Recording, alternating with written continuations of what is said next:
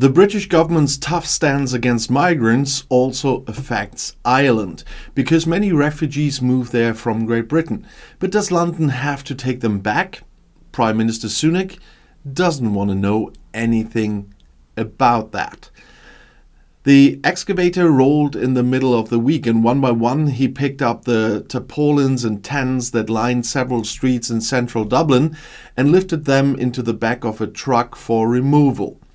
For weeks, asylum seekers had been camping there in the cold and rain outside the authority that examines their applications.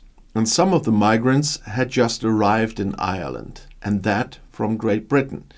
A dispute has now broken out between the governments in Dublin and London over them. Obviously, more people are coming from England to Northern Ireland and from there to our republic, said Micheál Martin, the Irish foreign minister. And it's clear that this is linked to Great Britain's Rwanda policy. Some ministers estimate that more than 80% of the approximately 6,700 migrants who have sought asylum so far this year have come across Northern Ireland's open border.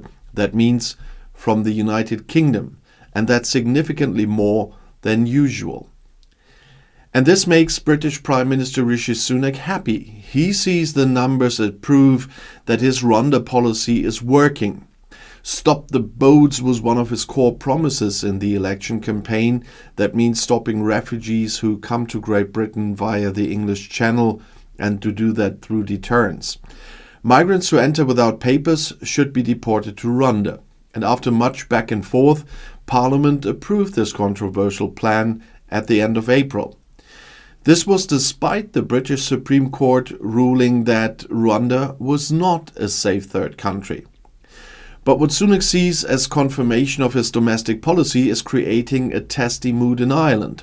Simon Harris, the Irish head of government, said he would not allow other countries' migration policies to influence Ireland's. Ireland will not offer a cure for other people's problems. Harris would prefer to send the refugees straight back to Great Britain, but that doesn't work.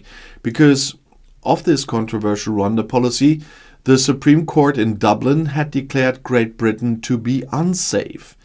And now Ireland is again planning a law that would declare Great Britain a safe third country. It's ironic, isn't it? So the situation is tricky, and Sunak also doesn't see why his country should take the refugees back. According to the Prime Minister, no returns from the EU via Ireland will be accepted if France does not accept returns of those who had arrived illegally in England. Instead, Sunak is said to have suggested that Ireland simply become part of his Rwanda plan, as at least reports from the Daily Telegraph said.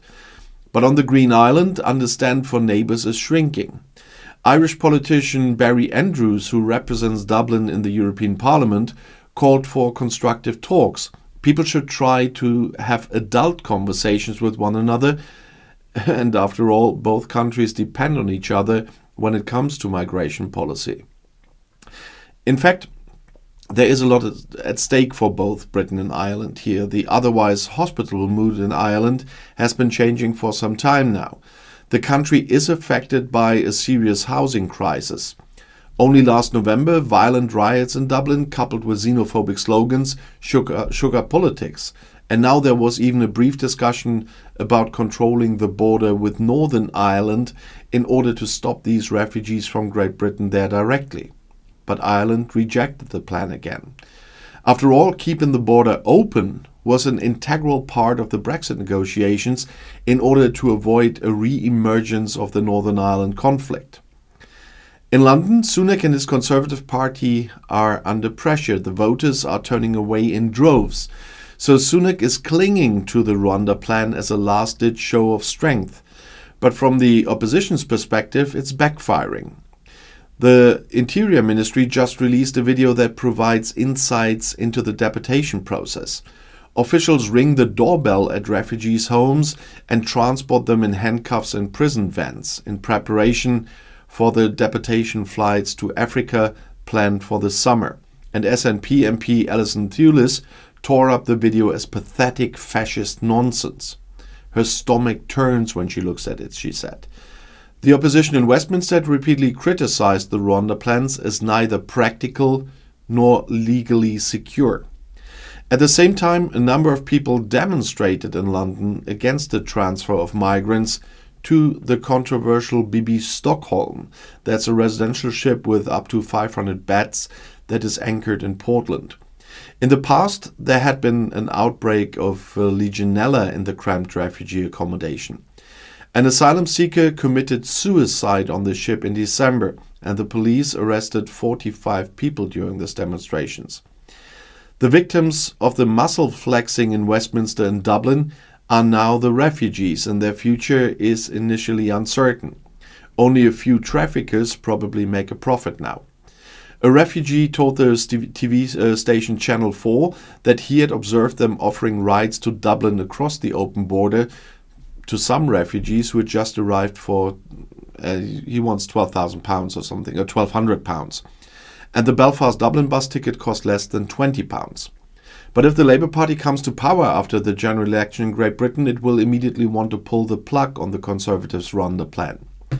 General elections are expected to take place in Great Britain in the autumn, as you know, and nevertheless, the British Labour Party as the opposition is content to watch the Conservative Party's crisis from the sidelines instead of presenting substantive proposals of its own. And opposition leader Keir Starmer is not taking any political risks here. He seems to want to save Labour's poll lead of around 20 percentage points to the finish line without an offering of any opportunity for attack. In a strategic announcement, Labour Party leader Keir Starmer promised significant investment in Britain's border surveillance, though. His plan aims to tackle the increasing number of migrants arriving on British shores in small boats, and the measures would be implemented if the Labour Party, currently leading in the polls, wins the general election, as expected, you have to say.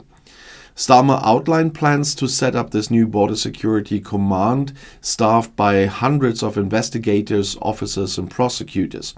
And this command will be given new counter-terrorism powers to effectively disrupt traffickers. In addition, Labour intends to end the Conservative government's plan to deport migrants arriving in small boats to Rwanda. Starmer made the announcement in a speech in Deal in southeast England on Friday.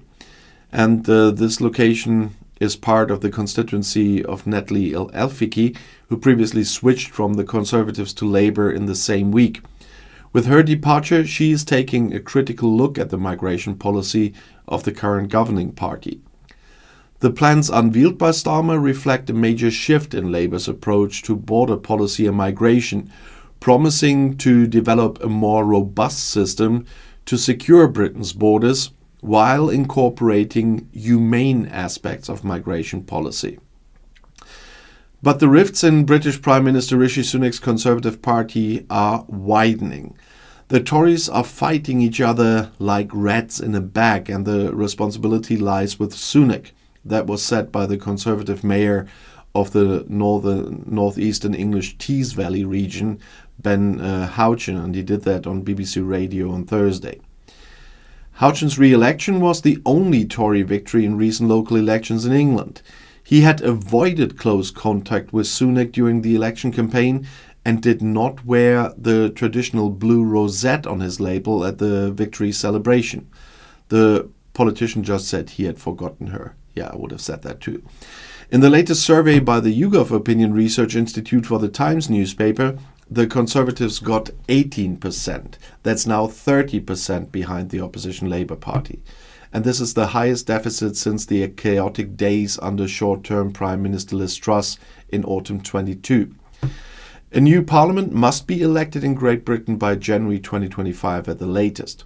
And the prospects for the Conservatives are getting worse every day, as Houchen said. It's pretty chaos at the moment, isn't it?